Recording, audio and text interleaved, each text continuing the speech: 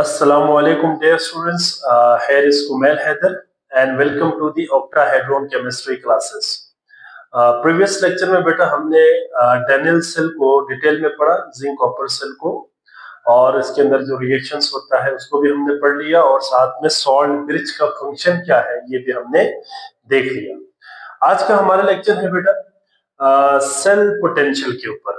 अच्छा, ये जो टॉपिक यहाँ से आगे चलेगा cell potential, standard electrode potential, ठीक है, इसके बाद फिर आगे स्टैंडर्ड हाइड्रोजन इलेक्ट्रोड, ये कुछ ऐसे टॉपिक्स है जिसमें आपने थोड़ा सा इनको न्यूमेरिकल बेस्ड भी पढ़ना है, ठीक है, और इसके साथ साथ कॉन्सेप्चुअल है, थोड़ा सा इसके अंदर कॉन्सेप्ट छुपी हुई है, उनको आपने अच्छे से अंडरस्टैंड करनी है।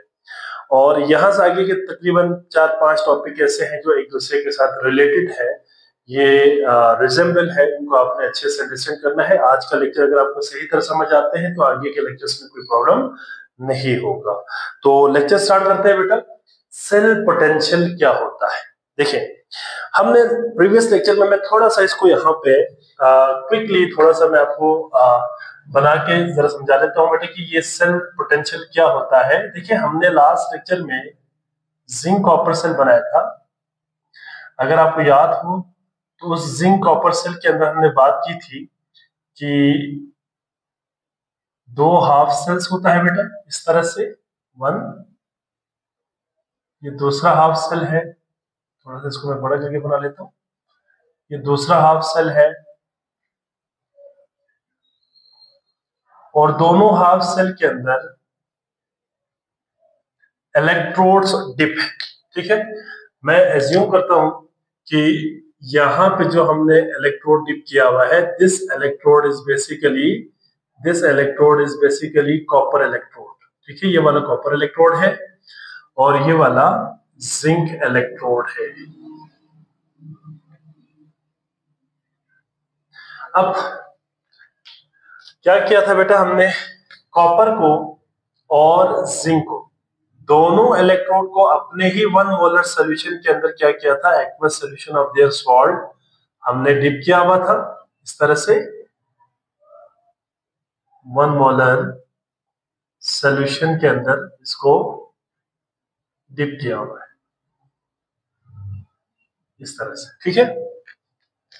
अच्छा, ये कॉपर रॉड था बेटा, दिस वाज कॉपर रॉड, ये कॉपर का रॉड था, और ये किसका रॉड था बेटा, दिस वाज जिंक रॉड। मैं यहाँ पे दोबारा डिटेल में नहीं बताऊंगा, जस्ट फॉर द अंडरस्टैंडिंग हम इसको इलेक्ट्रोमोटिव फोर्स को समझने के लिए और सेल पोटेंशियल को समझने के लिए मैं दोबारा से इसको रिवाइज कर रहा हूँ।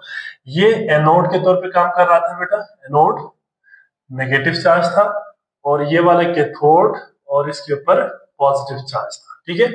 इन दोनों हाफ सेल्स को आपस में जोड़ के रखा हुआ था बेटा with the help of a salt bridge, इस तरह से सॉल्ट ब्रिज था, ठीक है। और सॉल्ट ब्रिज में हमने कोई भी इलेक्ट्रोलाइट यहाँ पे यूज किया था, द पेस्ट ऑफ इलेक्ट्रोलाइट हमने इसके अंदर क्या करना होता है, यूज करनी होती है, ठीक है। पर ये मैं पूरा बाकी चीजें यहाँ पे नहीं बना रहा। अब इन दोनों हाफ सेल्स को हमने एक्सटर्नल वायर के जरिए जोड़ दिया था बेटा, और दरमियान में हमने यहाँ पे एक वोल्ट मीटर लगाई थी। यहाँ पे क्या लगाई थी बेटा, यहाँ पे हमने वोल्ट मीटर लगाई थी, that was represented by V, and it measure the amount of the current produced by this galvanic cell. अच्छा जी, ये वाला जिंक हाफ था बेटा, sorry, this was copper half cell and this was zinc half cell, और इसमें हमने 1 molar zinc sulphate लिया हुआ था बेटा, जिंक सल्फेट, और इसमें 1 मोलर कॉपर सल्फेट लिया हुआ था, ठीक है, CuSO4 कॉपर सल्फेट, ठीक है। अच्छा जी, असल चीज इसको समझना है बेटा, वो बड़ा इंपॉर्टेंट है। यहाँ पे देखिए, इसमें आयंस तो ऑब्वियसली मौजूद होंगे, Cu+2 and SO4-2, यहाँ पे SO4-2 एंड Zn+2। देखिए, बाकी तमाम प्रोसेस मैंने प्रीवियस लेक्चर में डिटेल में समझाया आपको, अब इसमें क्या हो रहा था बेटा कि जो जिंक है इस रॉड से बेसिकली जिंक की ऑक्सीडेशन हो रही थी और यहाँ पे ये जो इलेक्ट्रॉन प्रोड्यूस कर रहा है ये इलेक्ट्रॉन मूव हो रहा था एनोड से किसकी तरफ, कैथोड की तरफ। ठीक है, और ऑब्वियसली कॉपर की यहाँ पे रिडक्शन हो रही थी और कॉपर हाफ सेल के अंदर रिडक्शन होके कॉपर इस रॉड के ऊपर डिपॉजिट हो रहा था। ठीक है, ये हमने प्रीवियस लेक्चर में पढ़ लिया था। अब यहां पे बेटा याद रखिएगा, जिस फोर्स के जरिए इलेक्ट्रॉन एनोड से कैथोड की तरफ फ्लो करती है ना बेटा, उस फोर्स को कहा जाता है इलेक्ट्रोमोटिव फोर्स। क्या कहेंगे इसको, इलेक्ट्रोमोटिव फोर्स कहेंगे। इसको हम सिंपल ईएमएफ से रिप्रेजेंट करते हैं। ठीक है, मैं दोबारा रिपीट कर रहा हूं, जिस फोर्स के जरिए इलेक्ट्रॉन एनोड से कैथोड की तरफ मूव हो रहा है, इस फोर्स को क्या कहा जाता है बेटा, इलेक्ट्रोमोटिव फोर्स या ईएमएफ। और जितनी ईएमएफ एक गैल्वेनिक सेल प्रोड्यूस कर रहा है, उस ईएमएफ को या उस फोर्स को हम क्या कहेंगे बेटा, सेल पोटेंशियल कहेंगे। मैं दोबारा रिपीट कर रहा हूं बेटा आपको, देखिए किसी भी गैल्वेनिक सेल के अंदर ना बेटा इलेक्ट्रॉन ने एनोड से कैथोड की तरफ क्या करना है, फ्लो करना है। तो जाहिर बात है ये एक फोर्स की वजह से जा रही होगी, है ना, मतलब एक फोर्स होगा, वो फोर्स उस इलेक्ट्रॉन को एनोड से कैथोड की तरफ क्या करेगा, फ्लो करवाएगा। तो जो फोर्स एनोड से कैथोड की तरफ इलेक्ट्रॉन को फ्लो करवा रहा है, उस फोर्स को हम इलेक्ट्रोमोटिव फोर्स कहेंगे। और जितनी इलेक्ट्रोमोटिव फोर्स एक गैल्वेनिक सेल प्रोड्यूस कर रहा है, उसको हम क्या कहेंगे, बेसिकली सेल पोटेंशियल कहेंगे। और इसको रिप्रेजेंट करते हैं ई नॉट सेल के साथ। तो इसकी मैंने डेफिनेशन बड़ा सिंपल करके लिखा हुआ है, इसको हम यहां से रीड आउट करते हैं बेटा। क्या है, इलेक्ट्रोमोटिव फोर्स या ईएमएफ इज, क्या है बेटा, the force with which the electrons are pushed to flow through the wire, इस वायर से from anode to cathode is called electromotive force. ठीक हो गया, इसको हम क्या कहेंगे, इलेक्ट्रोमोटिव फोर्स या EMF. And the electromotive force EMF produced by galvanic cell is called cell potential and it is represented by, it is represented by, कैसे represent करेंगे बेटा इसको, इसको रिप्रेजेंट करेंगे ई नॉट सेल के साथ। इस तरह से इसको हम रिप्रेजेंट या डिनोट करते हैं। ठीक है, तो ये कहलाता है बेटा सेल पोटेंशियल। और याद रखिएगा सेल पोटेंशियल के लिए कंडीशन है, देखिए कंडीशन क्या होना चाहिए बेटा, कंडीशन याद रखिएगा इसमें कंडीशन, अगर तो प्रेशर है ना, अगर प्रेशर है तो प्रेशर को होना चाहिए 1 atm, प्रेशर को क्या होना चाहिए, 1 atm प्रेशर होना चाहिए। और टेम्परेचर कितना होना चाहिए बेटा, temperature must be 25 degree C, या इसमें कितना होना चाहिए बेटा, और 298 केल्विन। ठीक है, आप इसको केल्विन में कन्वर्ट करें तो 298 केल्विन आएगा। और जो सोल्यूशन होगा ना बेटा, वो सोल्यूशन की मोलैरिटी जो है, सोल्यूशन की जो मोलैरिटी है ना बेटा, वो कितना होना चाहिए, 1 मोलर होना चाहिए, मोलैरिटी। ठीक है, 1 मोलैरिटी, या इसको हम मोलर सोल्यूशन भी बोलते हैं, मोलर सोल्यूशन। तो मोलर सोल्यूशन कितना होना चाहिए, 1 मोलर सोल्यूशन होना चाहिए।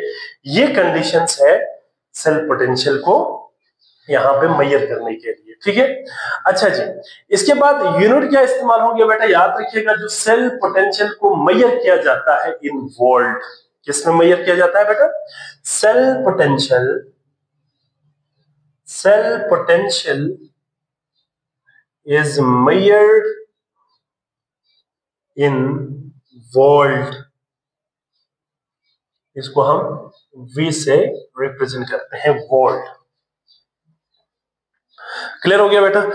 तो ये सेल पोटेंशियल और क्या है बेटा, इसमें कंडीशंस और इसके यूनिट्स आ गया।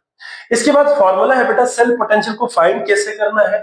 सेल पोटेंशियल को फाइंड करने के लिए एक फॉर्मूला है बेटा, that is known as E naught cell. देखिए मैंने आपको बताया कि ई नॉट सेल से हम इसको डिनोट करते हैं, ठीक है।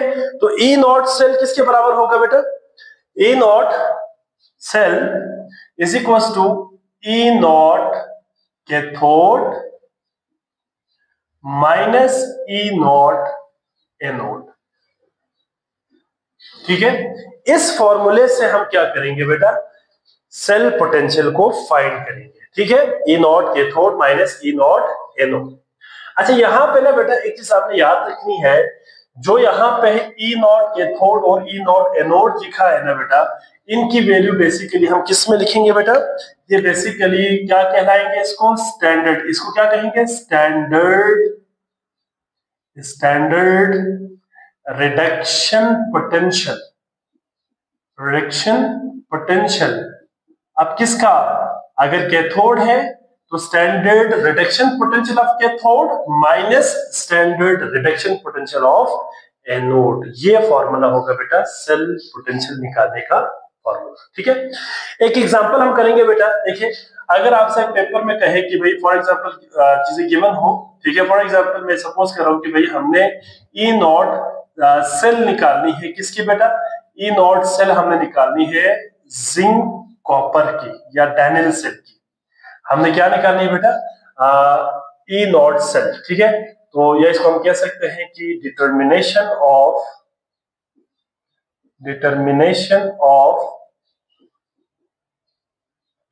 सेल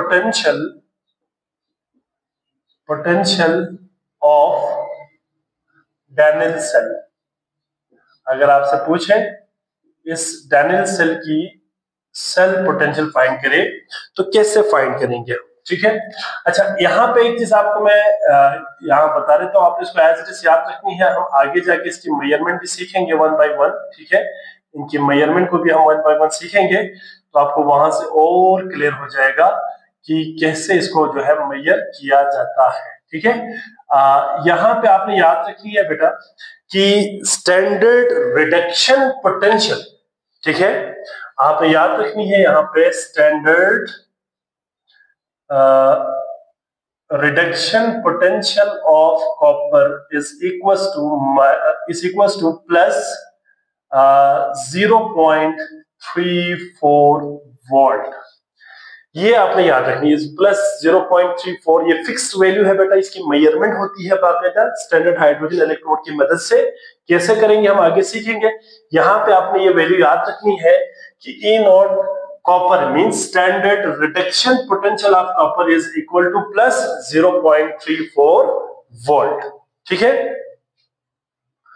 और दूसरा कौन सा है बेटा हमारे पास? जिंक का है, तो standard reduction potential of zinc would be equal to minus 0.76 volt. ये वैल्यू सामने याद रखनी है। देखें हमने लास्ट लेक्चर में भी बात पढ़ी थी बेटा कि देखें स्टैंडर्ड रिडक्शन पोटेंशियल कॉपर की जिंक से ज्यादा होती है, इसीलिए कॉपर हाफ सेल के ऊपर रिडक्शन हो रही थी और जिंक हाफ सेल के ऊपर ऑक्सीडेशन हो रही थी। अगर आप इनकी ना उलट करते हैं किसको बेटा? स्टैंडर्ड ऑक्सीडेशन पोटेंशियल, तो आप साइन उलट कर दे तो ये माइनस 0.34 वोल्ट बन जाएगा standard oxidation potential of copper, और प्लस 0.76 वोल्ट बन जाएगा standard oxidation potential of zinc. तो जिंक की स्टैंडर्ड ऑक्सीडेशन पोटेंशियल ज्यादा होती है। अब हमारे पास वैल्यूज है, ये गिवन होगा पेपर में, ठीक है। आपको इक्वेशन की फॉर्म में गिवन होगा, आपने फॉर्मूले में इसको पुट करके आपने आंसर निकालना है।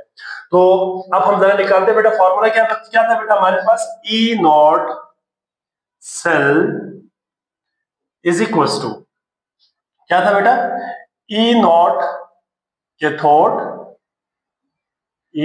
Cathode minus E naught anode, ठीक है। अब वैल्यूज पुट करें। ई नॉट कैथोड, कैथोड यहाँ पे क्या था बेटा? कॉपर। यहाँ पे मैं इसको भी लिख देता हूं, ठीक है। ये वाला कैथोड है बेटा, दिस इज फॉर कैथोड, ये वाला कैथोड के लिए है,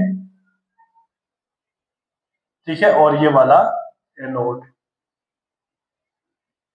अब आप वैल्यूज पुट करें। ठीक है, तो ई नॉट कैथोड की वैल्यू कितनी है बेटा? ई नॉट कैथोड की वैल्यू है प्लस 0.34 वोल्ट, फॉर्मूले का माइनस, इंटू माइनस 0.76 वोल्ट। ठीक है, आप सिंप्लीफाई करें, 0.34 माइनस माइनस प्लस 0.76, इन दोनों को प्लस करना बेटा तो your answer would be 1.10 volt.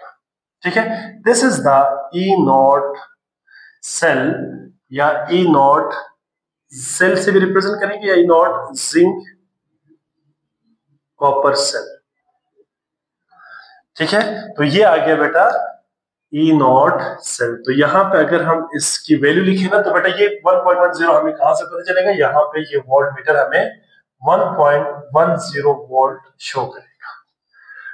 ठीक है बेटा, तो ये था सेल पोटेंशियल और इसकी मेजरमेंट के लिए फॉर्मूला, और एक एग्जांपल हमने यहाँ पे सॉल्व किया, और भी हम आगे एग्जांपल्स करेंगे, अभी फिलहाल के लिए आप इसको अंडरस्टैंड करें। इसके बाद अगला टॉपिक इसमें आता है बेटा, that is standard electrode potential क्या होती है। देखिए, ये तो आपकी बुक में एक डेफिनेशन लिखी हुई है, वो भी मैंने यहाँ पे लिख दिया है, लेकिन मैं इससे भी सिंपल करके आपको एक डेफिनेशन लिखवाऊंगा और एक डायग्राम की मदद से मैं इसको एक्सप्लेन करूंगा। आप इसको अच्छे तरह से समझे, इसके बाद मैं इसकी डेफिनेशन भी आपको लिखवा देता हूँ। ठीक है, देखिए बेटा, फॉर एग्जांपल ये हमारे पास एक सेल है, हाफ सेल है कोई भी, ठीक है, और एज्यूम करते हैं कि this half cell is, basically हम यहाँ पे इसको एज्यूम कर रहे हैं, this is zinc half cell या जिंक रॉड। ठीक है, ये वाला एक जिंक रॉड है।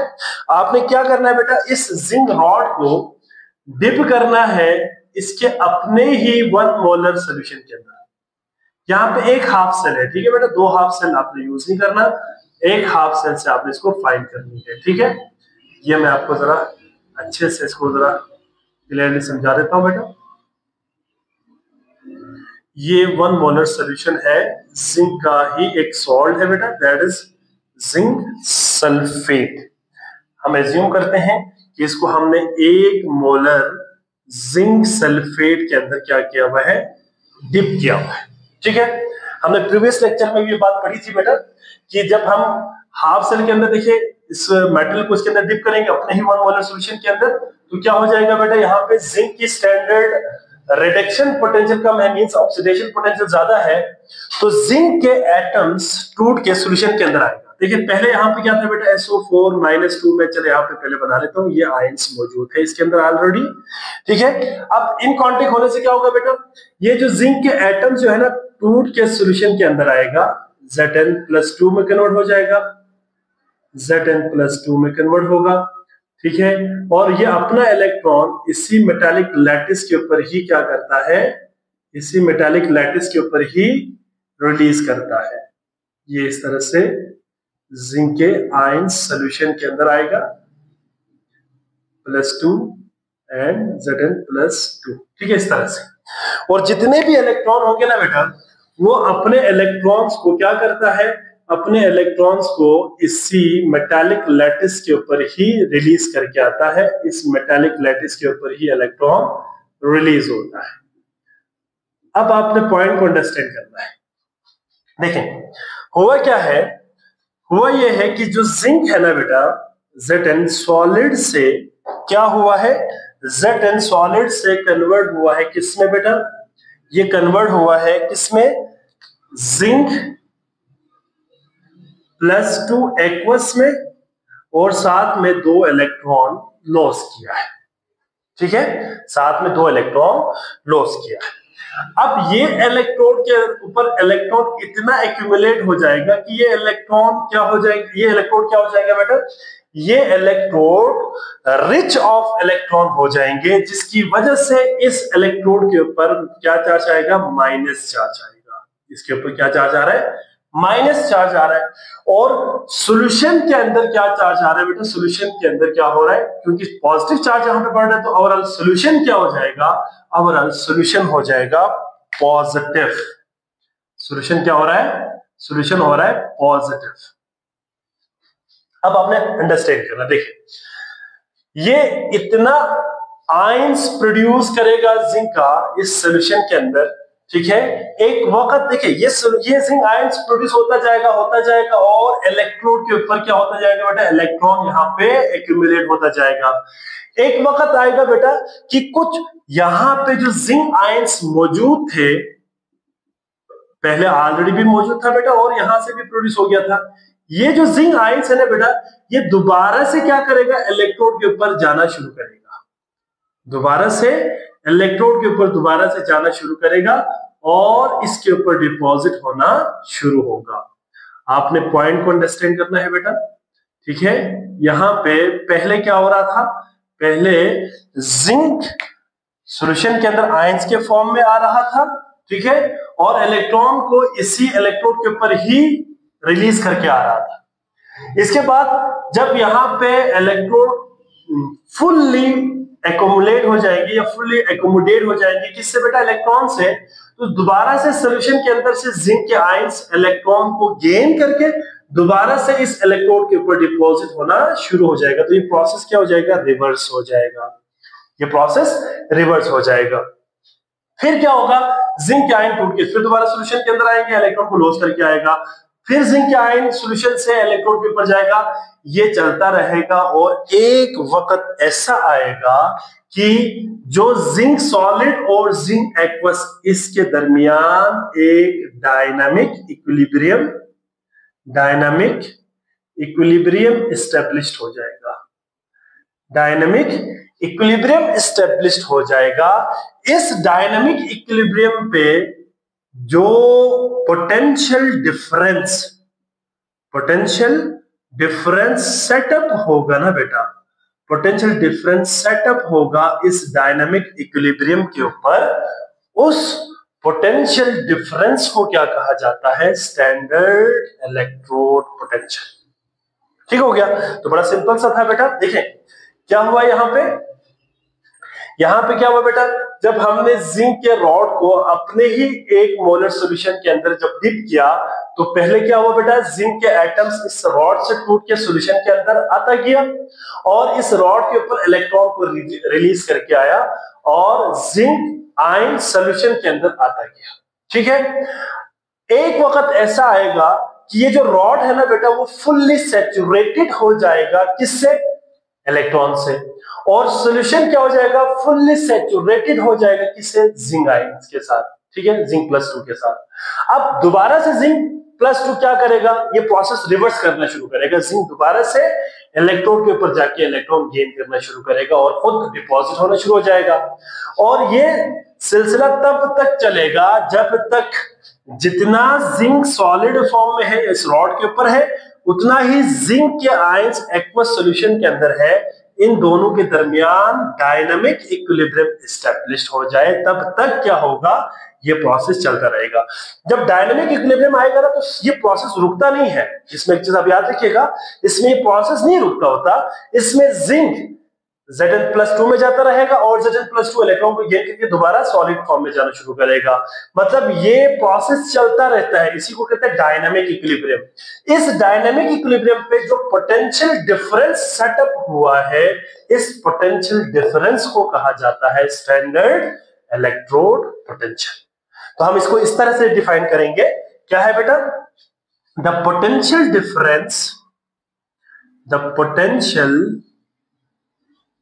डिफरेंस सेटअप या डेवलप्ड, इसको हम डेवलप्ड भी कह सकते हैं बेटा, developed when an electrode is dipped, या when an electron is dipped, या when an electron is in contact भी कर सकते हैं, dipped in its on 1 molar solution under the standard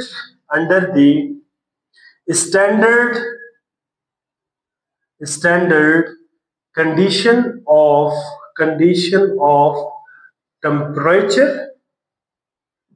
और टेम्परेचर कितना है बेटा, यहां पे टेम्परेचर 25 डिग्री C या 298 केल्विन ठीक है बेटा, 298 kelvin.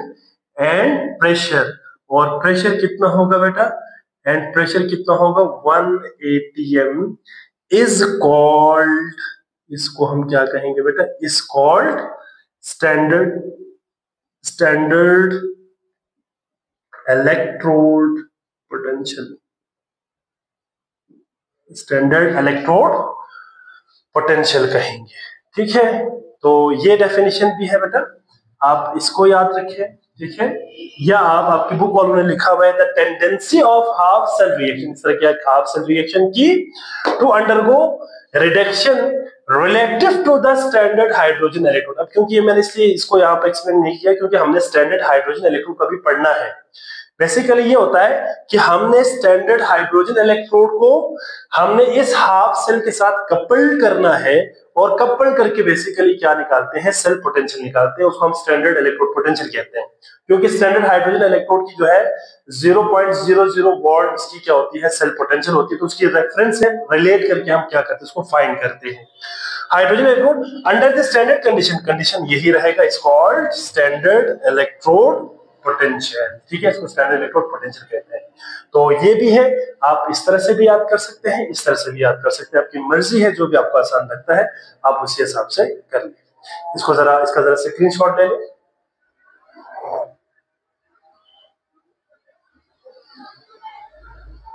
Ji, I hope so बेटा, आप तमाम बच्चों को समझ आ गए होंगे।